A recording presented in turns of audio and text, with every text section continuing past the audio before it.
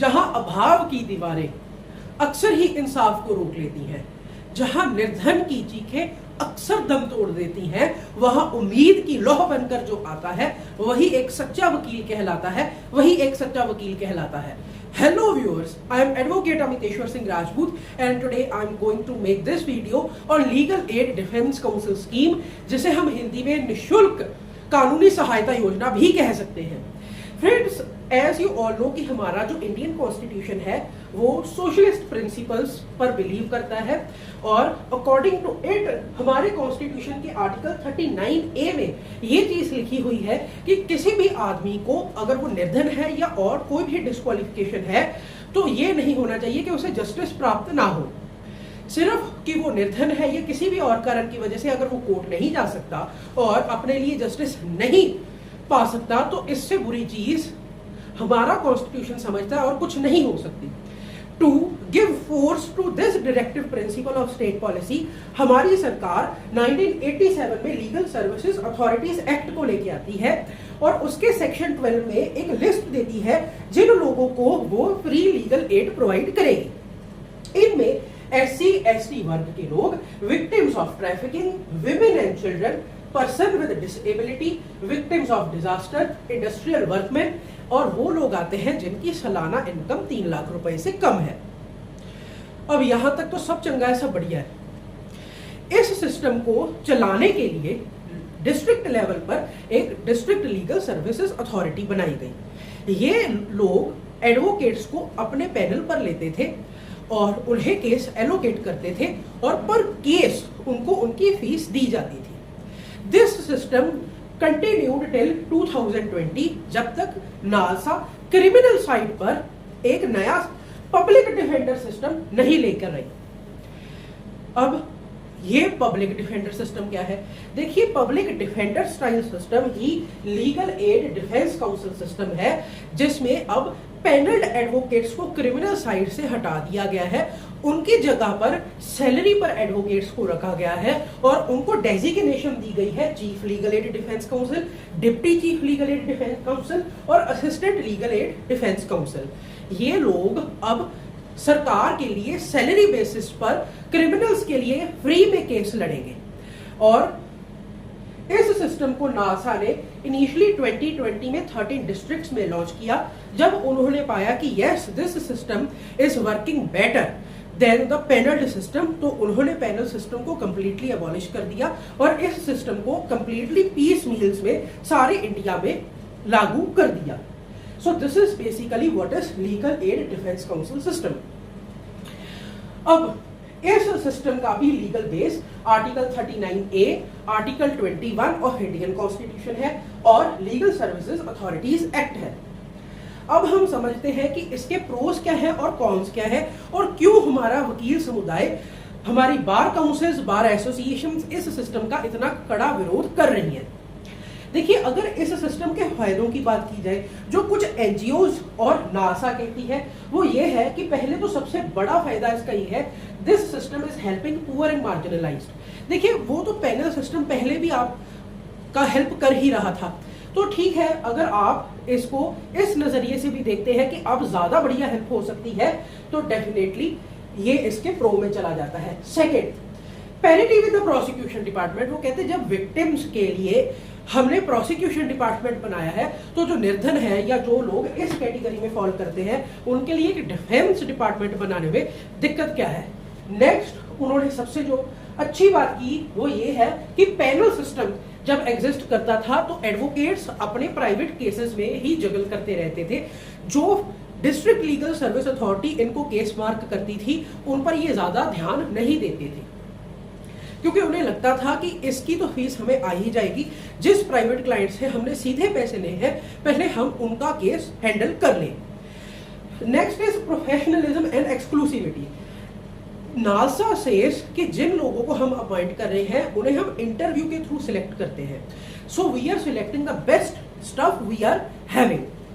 और एक्सक्लूसिविटी का उन्होंने ये कहा कि जो ये हम चीफ, डिप्टी या assistant legal aid defence counsel appoint कर रहे हैं ये सिर्फ जो लोग section 12 of legal service authority act में फॉल करेंगे और क्रिमिनल साइड पर केस होगा, वो जो हमारे LADCs हैं वो इन लोगों का ही केस देखेंगे, अपना प्राइवेट काम हैंडल नहीं करेंगे। So they will work exclusively on these cases. Next उन्होंने कहा कि जो एक्यूज्ड है उसे अरेस्ट लेवल से ही एक एडवोकेट मिल जाएगा, ना कि पहले वो अरेस्ट होगा, उसके बाद उसके घर वाले कोई एडवोकेट ढूंढेंगे, उसे पैसे देंगे, उसका वकालतनामा लगवाएंगे और उसके बाद वो उसे डिफेंड करेगा। क्योंकि यहाँ पर अगर वो आदमी इस वर्ग में फॉल करता है तो LADCs उसकी सेवा में हरदम हाजिर रहेगी।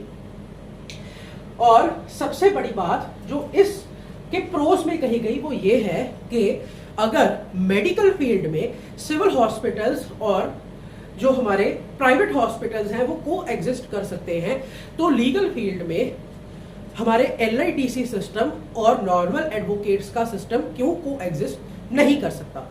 ये तो बात होगी इस सिस्टम के फायदों की। अब हम समझते हैं कि इस सिस्टम के नुकसान क्या है और क्यों हमारी बार काउंसिल्स, बार एसोसिएशंस और सारे के सारे वकील भाई इस सिस्टम का कड़ा विरोध कर रहे हैं। देखिए, फर्स्ट अगर हम इसके कौन की बात करें तो सबसे बड़ी प्रॉब्लम है loss of livelihood to young lawyers. काम तो पहले ही नहीं है यंग लॉयर्स के पास, खासकर वो जो फर्स्ट जनरेशन लॉयर है।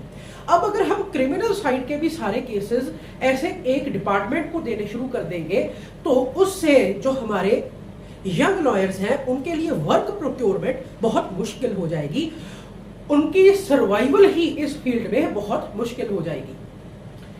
एंड सेकेंडली, जो एडवोकेट्स पुराने भी इस फील्ड में हैं, अगर उनके पास कोई काम क्रिमिनल साइड पर रहेगा ही नहीं तो वो जूनियर्स को क्या सिखाएंगे। So this is the major concern कि शिफ्ट हो रहे हैं सारे के सारे केस इस डिपार्टमेंट में। Second concern, concentration of powers in few hands. देखिए, कंसंट्रेशन कर दी आपने क्रिमिनल केसेस की सिर्फ 4 या 5 लोगों के हाथों में, तो क्या प्रोफेशनलिज्म और क्या एक्सक्लूसिविटी रह जाएगी आपके काम की। अगर 5 या 6 हजार केस सिर्फ 5 लोग हैंडल कर रहे हैं तो उनके लिए प्रैक्टिकली हर केस में अपीयर होना और हर केस में प्रॉपरली फाइट करना पॉसिबल ही नहीं है। और यही बात हमारे वकील लोग भी कह रहे हैं, इससे एक आदमी का केस खराब होने के चांस ज्यादा है। आप फ्री के चक्कर में उसको एक ऐसी दलदल में धकेल रहे हो जिसका कोई एंड ही नहीं होगा। नेक्स्ट उन्होंने कहा एम्प्लॉय ऑफ द गवर्नमेंट। सबसे बड़ी प्रॉब्लम यह है कि स्टेट के खिलाफ ही आप एक डिफेंस काउंसिल को अपॉइंट कर रहे हो और स्टेट ही उसको उसकी फीस दे रही है, उसकी सैलरी दे रही है। तो क्या आप एक्सपेक्ट कर सकते हो कि वो निष्पक्ष होकर उस आदमी का केस लड़ सकेगा? क्योंकि अगर वो खुद ही एम्प्लॉय बन गया सरकार का तो वो कैसे सरकार के खिलाफ केस लड़ सकता है। नेक्स्ट पॉइंट जो उन्होंने कहा वो है खुद फंसाना खुद बचाना, faking yourself and saving yourself. ये तो 2 मुर्गों की लड़ाई हो गई जिसमें प्रोसिक्यूशन का मुर्गा भी आपका और डिफेंस का मुर्गा भी आपका, और वो आपस में लड़ रहे हैं। तो ये तो एक प्रैक्टिकली भी हम अगर देखें तो पॉसिबल नहीं हो सकता। Next is violation of advocates act 1961। देखिए, बार काउंसिल ऑफ इंडिया के रूल 49 के अकॉर्डिंग एक एडवोकेट एक परमानेंट एम्प्लॉई सरकार का नहीं हो सकता। इस रूल की डायरेक्ट वायलेशन कर आप एक नया सिस्टम लेकर आए हैं जहां पर आप कुछ एडवोकेट्स को सरकार का एम्प्लॉई बना रहे हैं। तो क्या ये direct violation bar council of India rules and advocates act की नहीं है? ये एडवोकेट्स का बहुत स्ट्रॉन्ग और लीगल पॉइंट है। Next is 3 to 10 people cannot handle bulk cases। अब 3 से 10 लोग अगर 5 से 6 हजार केस संभाल रहे हैं तो उनसे एक्सक्लूसिविटी और प्रोफेशनलिज्म की उम्मीद रखना ही मेरे ख्याल से बहुत गलत बात होगी, क्योंकि as human tendency humanly this is not possible. Next, help to create more criminals. देखिए,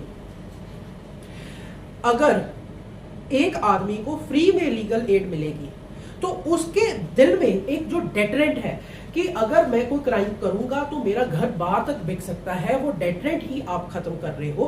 बिकॉज अब उसके दिमाग में ये चीज जाएगी कि मैं जो मर्जी क्राइम करूं मुझे तो फ्री का एडवोकेट मिल ही जाएगा। So this will help to create more criminals rather than saving the society.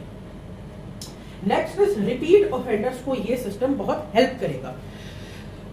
Repeat offenders जिनको बार बार क्राइम करने की आदत है, जिन्हें हम हैबिचुअल ऑफेंडर्स भी कह देते हैं, उनके लिए तो ये सिस्टम भगवान बनकर आया है, क्योंकि अगर वो क्राइम कर भी देते हैं then also no problem.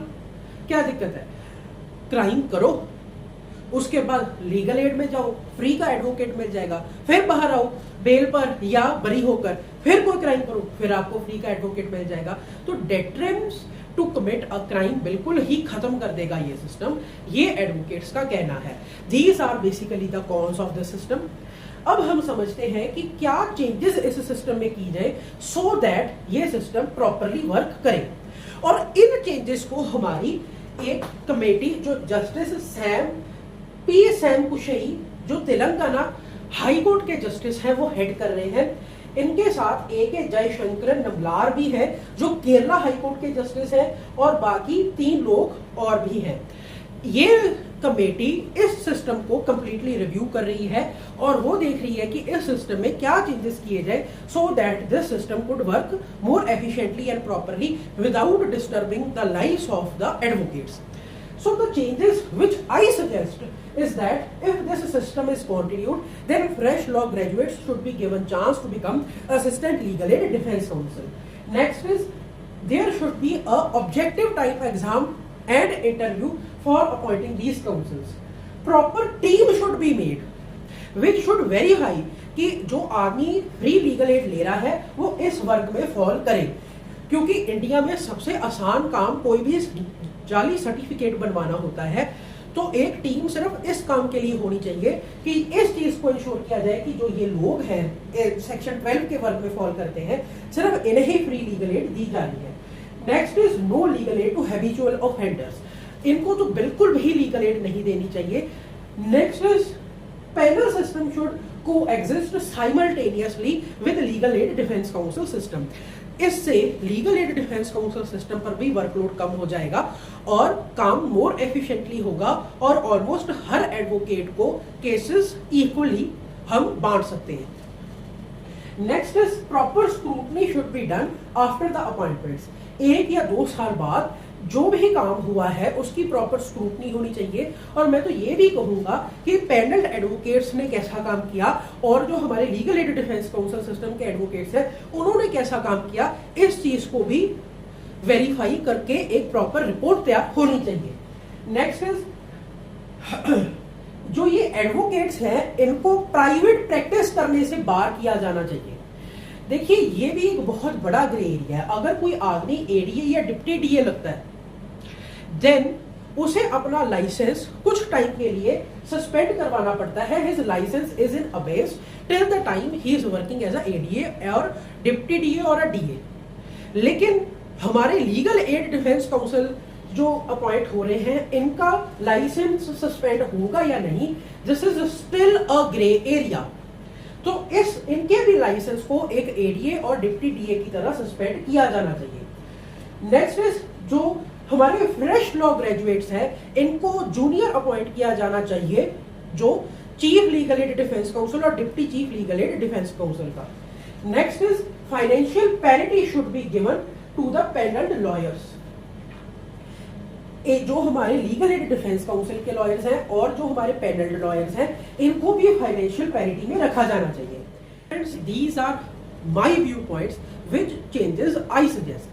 What are your viewpoints? Please give your viewpoints in the comment section.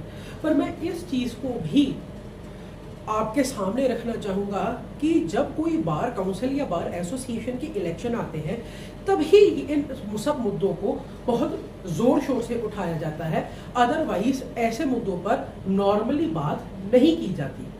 अगर हम एक्चुअली इस सिस्टम से इतने तंग हैं तो सिर्फ नो वर्क कर कर अपनी चैम्बर्स में बैठ जाना इस सिस्टम का इलाज नहीं है। इससे तो जो काम हमारे पास है वो भी हमारे हाथों से चला जाएगा।